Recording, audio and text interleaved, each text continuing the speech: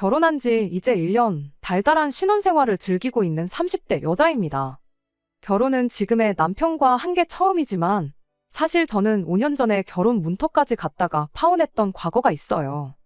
이미 다 극복한 이야기이기도 하고 이게 뭐 숨길 일인가 싶어서 남편에게도 전부 오픈한 이야기입니다. 5년 전 이야기를 이제 와서 하는 이유는 따로 있어요. 그때 당시 파혼하면서 미처 하지 못한 말을 얼마 전에 한 번에 다 쏟아낼 수 있었거든요.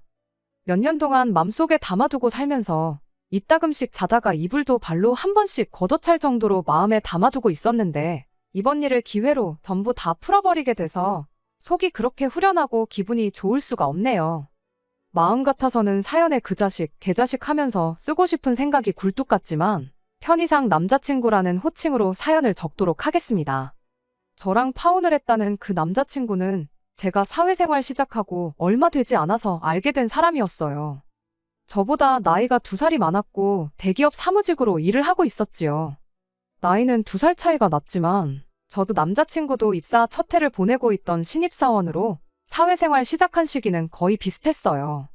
서로를 알게 된 지 얼마 지나지 않아서부터 연애를 시작했고 그렇게 3년을 더 만났습니다. 남자친구 나이가 32이 되면서 집에서 빨리 결혼하라는 압력이 들어온다는 멋없는 청혼을 받게 되었고 아무튼 그렇게 결혼을 약속하게 되었어요. 결혼 이야기가 나오자마자 남자친구가 제게 먼저 제안했던 게 있는데 결혼은 반반 결혼을 하는 게 좋겠다는 말이었습니다. 그때 당시에도 남자가 집해오고 여자가 혼수를 해온다는 말은 옛말이나 마찬가지였고 다들 반반 결혼을 선호하는 분위기였습니다. 그래서 저도 반반 결혼하는데 아무런 거부감이 없는 상황이었어요. 거기에 추가로 남자친구가 먼저 부모님 손 안 벌리고 결혼하고 싶다는 말을 하더라고요. 저는 흔쾌히 알겠다 했고 자신있게 부모님 손 벌리지 않고 반반 결혼하자고 먼저 말을 꺼냈으니 당연히 저는 남자친구가 모아놓은 돈이 꽤 되는구나 하고 생각을 했었어요. 그런데 막상 까놓고 보니 남자친구가 모아놓은 돈은 제가 모아놓은 돈의 절반 수준밖에 안 되는 돈이었습니다. 제 통장에 얼마가 있는지 확인한 남자친구가 돈을 어떻게 이렇게 잘 모았냐며 칭찬을 해주긴 했는데 그 말을 꺼내는 표정이 어찌나 당황스러웠는지 굳어버린 표정을 감추지 못할 정도였어서 그때 대번에 돈을 많이 안 모아놨다는 사실을 눈치챌 수 있었어요. 제 정확한 월급에 대해서는 연애 3년 하는 동안 알려준 적이 없었습니다. 자기가 대기업 다니면서 월급 잘 받으니까 비교적 유명하지 않은 회사 다니는 제가 하찮은 월급을 받고 일을 한다고 생각을 했던 건지 아니면 자기 씀씀이만큼 저도 돈을 쓰고 다닌다고 생각을 한 건지 그런 부분은 말해주지 않았으니 잘 모르겠지만 하나 확실한 건 부모님 도움 없이 반반 결혼하자는 말을 꺼냈을 때 어느 정도 그런 생각을 가지고 있었을 수도 있겠구나 하는 생각이 들었어요. 아무튼 먼저 반반 결혼하자고 말을 꺼낸 사람이 남자친구인데 남자친구 돈이 모자라다고 해서 제가 피땀 흘려 모은 돈을 어디다 버리고 올 수도 없는 노릇이잖아요? 결국 남자친구는 부모님한테 손을 벌릴 수밖에 없었습니다. 어떻게 이야기가 잘 되었는지 남자친구가 모아놓은 돈에 더해서 1억을 지원받아 오기로 했어요. 그 덕에 덩달아 저도 저희 어머니께 손을 벌릴 수밖에 없었지요. 저희 어머니께서는 흔쾌히 모자란 만큼의 돈을 해주셨어요. 사실 아버지 돌아가시기 훨씬 전부터 해서 저 시집 갈 때 되면 준다고 돈을 따로 모으고 계셨다고 하시더라고요. 그 액수가 꽤 큰 금액이었던지라 그 돈을 전부 다 받아오면 남자친구가 또 집에다가 손을 벌려야 할 상황이라서 딱 제가 필요한 만큼만 받기로 했습니다. 그렇게 2억 6천이라는 결혼자금이 생기게 되었는데 크다면 큰 액수지만 신혼집이며 신혼여행을 포함한 전반적인 결혼식 비용을 생각해보면 엄청 빠듯한 돈이었어요. 다른 걸 떠나서 집 문제만 생각해도 이미 벌써 돈이 모자란 느낌이더라고요. 저희 어머니께서 저 준다고 했던 돈을 다 받을 걸 그랬나 하는 순간도 있었지만 그 돈을 다 받았더라도 욕심만 더 커졌을 거라는 생각에 가지고 있는 만큼에서 잘 준비해 보려고 했습니다. 그런데 하루는 안 그래도 모자란 예산인데 남자친구가 어머니가 주셨다고 하면서 저한테 글씨가 빼곡하게 적혀있는 예단 목록을 건네줬습니다. 일반적으로 받는 예단 품목들에 금이며 명품이며 아주 이것저것 적혀있더라고요. 제가 대충 봤을 뿐인데도 돈 2, 3천으로는 택도 없을 것처럼 보였습니다. 안 그래도 돈이 빠듯한데 상견례 때도 말 한마디 언급 안 했던 예단 목록을 이제 와서 건네주냐고, 그리고 반반 결혼하는데도 굳이 받으시려고 하는 이유가 뭐냐고 따질 수밖에 없었어요. 남자친구는 그런 제 질문에 친척들 눈도 있고 어머니 지인분들도 있고 그런데 보는 눈이 많아서 예단을 생략할 수가 없는 상황이라고 하더라고요. 상견례 때 아무 말이 없던 건 그때야 우리가 양가 도움 없이 결혼하기로 했던 상황이었지 않느냐고. 그런데 자기 부모님이 1억이나 되는 거금을 지원해준 지금 예단을 요구하는 건 당연한 절차가 아니겠냐고 하더군요. 그래도 우리 예산이 빠듯해서 집 알아보는 것만 해도 머리가 터질 것 같은데 예단까지 해가면 너무 힘들 것 같다 설명을 해줬더니 남자친구가 한다는 소리가 자기 주변에 먼저 결혼한 친구들한테 물어봤는데 우리보다 없이 시작했는데도 여자 쪽에서 예단은 다 해왔다더라 하면서 예단만큼은 포기할 수 없다는 굳은 의지를 보여줬습니다. 아들 결혼시키는데 지원을 해줬으니 본전은 뽑아야겠다는 소리로밖에 들리지 않았습니다. 그렇게 말은 하지 않았지만 당장 그 예단 해드리는 것보다 그 돈 돌려드리고 대출받아 이자 내는 게 오히려 더 싸게 느껴지더라고요. 그래서 남자친구한테 차라리 지원받아온 그 돈 도로 돌려드리라 했어요. 그냥 내가 모아놓은 만큼에서 당신이 모자란 만큼만 받아오라고. 그렇게 반반 결혼하고 예단은 생략하는 게 좋겠다고 솔직한 제 생각을 말했더니 남자친구는 그런 제 말에도 계속 엄마 체면 이야기만 꺼내더군요. 저랑 좀처럼 의견이 좁혀지지 않는 와중에 남자친구가 그제서야 짜증 가득한 말투로 한다는 소리가 자기가 돈을 그만큼밖에 모으지 못한 이유가 따지고 보면 너한테 있는 거라며 제 탓을 하기 시작했어요. 어처구니가 없더라고요. 남자친구 말은 이거였어요. 저랑 3년 연애하는 동안 데이트 비용으로 나간 돈이 어마무시하기 때문에 돈을 모을 수 없었던 거라고요. 남자친구가 모아놓았던 돈은 3천이었고 제가 모아놓은 돈이 7천이었습니다. 3년 연애하면서 데이트 비용으로 4천만 원을 썼다고 하기엔 가당치도 않은 소리나 마찬가지였어요. 데이트 비용, 칼같이 계산해서 정확히 반반을 냈던 건 아니지만 여태껏 저도 데이트 비용을 같이 부담했었거든요. 이따금씩 남자친구가 기분 내겠다고 전부 계산했던 적이 있지만 그럴 때면 저도 그 다음번 데이트에서는 제가 전부 계산하는 식으로 했었어요. 아무리 못해도 남자친구가 밥을 샀으면 커피는 제가 사는 식으로 꽤나 합리적인 데이트를 해왔었습니다. 그렇다고 저한테 뭐 몇백만 원, 몇천만 원 하는 명품 선물을 사줬던 적이 있던 것도 아니었어요. 암만 남자친구가 저보다 더 많은 비용을 부담했어 봐야 말 그대로 밥값하고 커피값 정도의 차이잖아요. 저희가 3년 연애한 기간이 일수로 1000일 조금 넘었어요. 그 긴 일수 동안 저희가 하루도 빠짐없이 매일같이 만나 데이트를 했다고 치고 남자친구가 밥 사고 제가 커피를 샀다고 쳐서 넉넉 잡아 남자친구가 저보다 하루에 3만 원씩 더 썼다고 쳐서 계산을 해봐도 그 금액이 3천만 원밖에 안 돼요. 여전히 1000만 원이 부족한 계산이죠. 그러니 남자친구가 데이트 비용을 내느라 저 때문에 못 모았다는 말은 말도 안 되는 억지밖에 되지 않았지요. 그런 건 계산도 안 해보고 저랑 데이트하느라 돈을 못 모았네. 지가 그때 얼마를 더 썼네. 이딴 소리를 하고 있으니 어이가 없었습니다. 결국 그날 예단에 대해서는 그렇다 할 합의점을 찾지 못했는데 집에 가서 어머니한테 이 사실을 알리니 어머니께서는 당신이 돈을 해줄 테니 그냥 해달라는 거 해주라는 식으로 나오셨어요. 어차피 저 결혼할 때 전부 다 주려고 했던 돈 그거 다 안 받아가지 않았느냐 하시면서 그 돈으로 해주는 거니까 걱정 말라고 하시는데 엄마 주머니 사정이 걱정돼서 그러는 게 아니라고 얼토당토 않은 계산법 운운하면서 어떻게 본전 찾아가려고 하는 게 뻔히 보이는데 원하는 대로 해주고 싶지 않은 거라고 했죠. 제 말에 저희 어머니는 괜히 해달라는 거 안 했다가 결혼 생활 내내 시댁에서 너를 고깝게 보고 싫은 소리 하고 그렇게 내버려 둘 바에 그냥 두 눈 꾹 감고 해달라는 거 다 해주고 제가 앞으로 생색을 내는 게 더 나은 방법 아니겠냐 하시더라고요.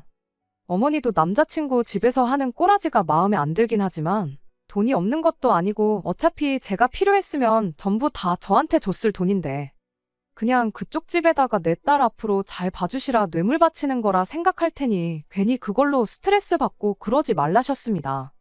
어머니 말씀에도 저는 도무지 이 상황을 이해하기도 싫었고 받아들이고 싶지 않았지만 결국 어머니의 설득 끝에 예단을 해가기로 했습니다. 이래저래 견적을 내보니 2,500 정도 들어가더라고요. 언짢기는 했지만 어머니 말대로 좋은 게 좋은 거 아니겠냐 생각하려고 노력했어요. 예단 이야기가 해결되니 남자친구 집도 더 이상 번거롭게 굴지 않았고 그 뒤로부터는 결혼 준비가 일사천리로 진행이 되기 시작했습니다. 그렇게 결혼식 날짜까지 다 잡히고 청첩장도 돌릴 만한 사람들한테 다 돌린 상황이었어요. 예단 문제로 티격태격하긴 했지만 남자친구랑도 더할 나위 없이 좋았고 제 첫 해외여행이나 마찬가지였던 신혼여행 생각에 한참 들떠있던 어느 날이었는데 언젠가부터 어머니가 안색도 안 좋고 평소랑 다르게 너무 쉽게 지치고 힘들어하셔서 어머니를 모시고 병원을 다녀오게 되었습니다. 그리고 그때 어머니가 간암 판정을 받게 되었습니다. 제 결혼이라는 경사를 앞두고 어머니가 간암이라는 사실을 알게 되니 세상이 무너지는 것 같았어요. 그래도 한숨 놓을 수 있었던 건 암이 그나마 초기에 발견되었고 초기라면 완치율이 높다는 사실을 듣게 되었기 때문입니다.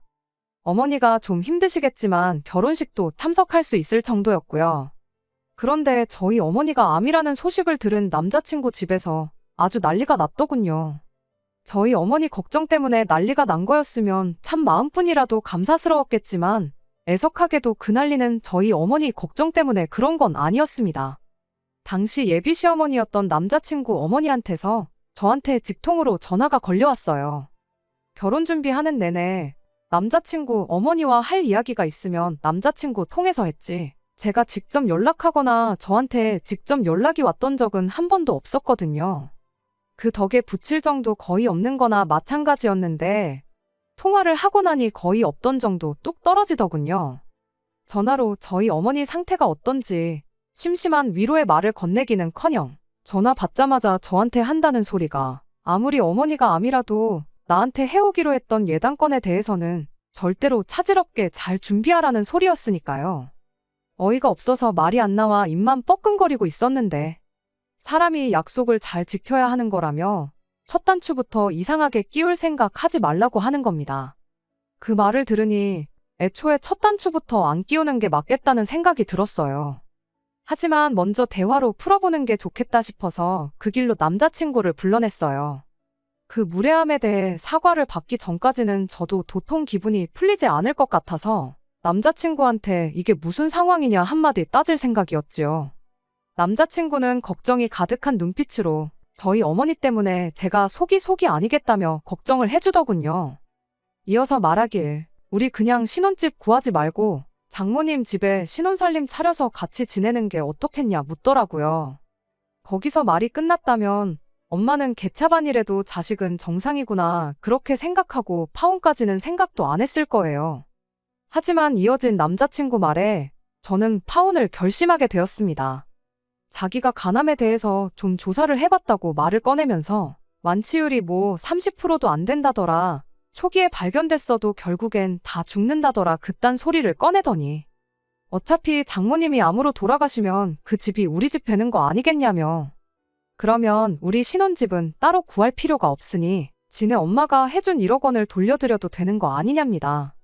사실 집에서 그 돈 해준다고 빚을 좀 지게 되었는데 괜히 돈을 이중삼중으로 낼 필요가 있냐는 소리를 하는데 그 길로 제가 남자친구 뺨싸다귀를 한 대 올려붙였습니다. 그 더러운 입으로 우리 엄마를 장모님이라고 부르지 말라고요. 결혼식장까지 가서도 모르는 게 결혼이라는 말 못 들어봤냐고. 길게 말할 것도 없고 너네 같은 집구석하고 더 얽힐 생각 없으니 파혼하자고 했어요. 남자친구는 재미없다고 농담하지 말라고 하면서 처음엔 제 말을 못 믿는 듯한 눈치였지만 그 뒤로부터 오는 연락 다 무시해버리고 비행기표며 결혼식을 위해 예약한 것들 다 취소해놓고 그러니 그제서야 뭔가 잘못됐다는 걸 느낀 건지 저희 집 앞까지 찾아와서 잘못했다고 빌기 시작했습니다. 그간 만나온 정이 있으니 더 못 볼 꼴 보기 전에 더는 찾아오지 말라고 뭐 그렇게 매일같이 찾아와 사과하는 남자친구를 뒤로하고 파혼하게 되었습니다. 처음에는 저희 어머니도 당신이 괜히 아파가지고 딸 결혼이 날라갔구나 안타까워하셨는데 생각해보니 그딴 집구석에 우리 딸 시집을 보냈으면 죽어서도 편하게 눈을 못 감았었을 거라며 차라리 잘된 일이라 하셨어요. 저는 어머니한테 왜 죽는다는 생각을 하냐고 병원에서도 완치가 가능하다고 하지 않았느냐고 그냥 지금부터 치료 잘 받고 그러면 된다고 했죠. 간절히 바라면 이루어진다고 했나요? 결국 어머니는 암을 이겨내시고 완치 판정을 받으셨습니다. 하지만 재발할 확률도 있어서 병원에는 앞으로도 계속 다니셔야 하지만요. 그리고 저는 어머니 모시고 병원 다니면서 인연을 키워오기 시작한 내과 선생님과 작년에 결혼식을 올리게 되었지요. 그렇게 파혼하고 나서 결혼 생각은 꿈도 꾸지 않았는데 똥차 가고 벤츠가 온다더니 그 말이 그냥 재밌자고 하는 말이 아니구나 싶었습니다. 그리고 사연 시작하면서 말씀드린 대로 신혼 분위기 만끽하면서 매일을 즐겁게 잘 살고 있어요. 누군가 그러길 헤어진 연인에게 해줄 수 있는 최고의 복수는 그 사람보다 훨씬 행복하게 잘 사는 것보다 좋은 게 없다던데 그런 알량한 복수 같은 거 생각할 겨를도 없을 정도로 행복하게 잘 지내고 있었습니다. 그러다 얼마 전 우연찮게 파혼한 전 남자친구를 다시 만나게 되는 일이 생겼어요. 어떻게 저를 멀리서부터 알아보고 먼저 말을 걸어오더라고요. 몇 년 전 파혼할 당시였거나 파혼한 직후였다면 질색을 하고 무시를 했겠지만 저 이렇게 잘 지내는데 피할 필요 있나 싶어서 저도 같이 인사를 해줬지요. 저를 보더니 잘 지내는 것 같아 보인다고 대번에 먼저 말을 하더라고요. 슬쩍 제 왼손 약지를 보더니 결혼도 했는가 보다 하면서 아쉬운 듯한 표정을 지어왔어요. 그러더니 물어보지도 않았는데 구구절절 자기 이야기를 꺼내기 시작했습니다. 저랑 그렇게 헤어진 뒤에 얼마 지나지 않아서 엄마 소개로 여자를 하나 만나게 되었고 결혼해서 애 둘 낳고 잘 살고 있었다대요. 과거형으로 말하길래 뭔 일이 있었구나 싶었는데 아니나 다를까 얼마 전에 결국 엄마 때문에 이혼하게 되었다고. 그 덕에 엄마랑은 연을 끊었다고 하면서 그때 너한테 잘할 걸 그랬다. 자기가 이혼당할 때 다른 사람보다 너가 먼저 생각나더라 하면서 엄마 말보다 너 말을 더 들었어야 했는데 후회가 된다느니 어쩌니 하면서 엄청 질척거리기 시작하는 겁니다. 더 이야기해봐야 말만 괜히 이상한 데로 흘러갈 것 같고 이 사람이 뭔가 착각을 해도 단단히 하는 것 같아서 그때 3년 만나온 정을 봐서 굳이 안 해주고 넘겼던 그 말 속에 품고만 지냈던 그 말을 한마디 해줬어요. 니네 엄마도 문제지만 니도 못지않게 문제가 있는 거 모르냐고. 엄마랑 연까지 끊었다면서 애엄마랑 다시 살림도 못 합치고 이러고 있는 꼴 보니 너는 아직도 너한테 문제가 있는지 모르는 것 같다고. 이렇게 나한테 옛날 이야기 할 시간 있으면 집에 가서 네 인생부터 돌아보고 자기 객관화 좀 해서 남 탓 좀 그만하라고 했어요. 제 할 말 다 끝내고 다음부터는 이렇게 우연찮게라도 만나지 않았으면 좋겠다. 마주치더라도 제발 나 모르는 척하고 그냥 네 갈 길 가달라 말하고 뒤돌아서 집으로 와버렸습니다. 옛정에 호소하면서 옛날 이야기하면 뭐 이제 와서 행복하게 잘 지내고 있는 제 마음을 돌릴 수 있을 거라고 생각했던 걸까 싶네요. 정말 다시는 꼴도 보기 싫은 사람과 재회한 건 짜증나는 일이지만 그때 마음 약해져서 해주지 못한 한마디 해줘서 그런가 속 하나만큼은 후련해졌네요. 지금 저는 더할 나위 없이 행복하고 어머니까지 완치 판정을 받은 지금 솔직히 그때 파혼하게 된 게 제 인생에 있어서 운이 좋았던 거라 말할 수 있겠네요. 지금 행복한 만큼 앞으로도 계속 이렇게 행복하면 좋겠습니다. 끝까지 들어주셔서 감사합니다. 오늘의 사연은 여기까지입니다. 구독과 좋아요, 알람 설정 부탁드리고 더 좋은 사연으로 다시 찾아뵙겠습니다. 감사합니다.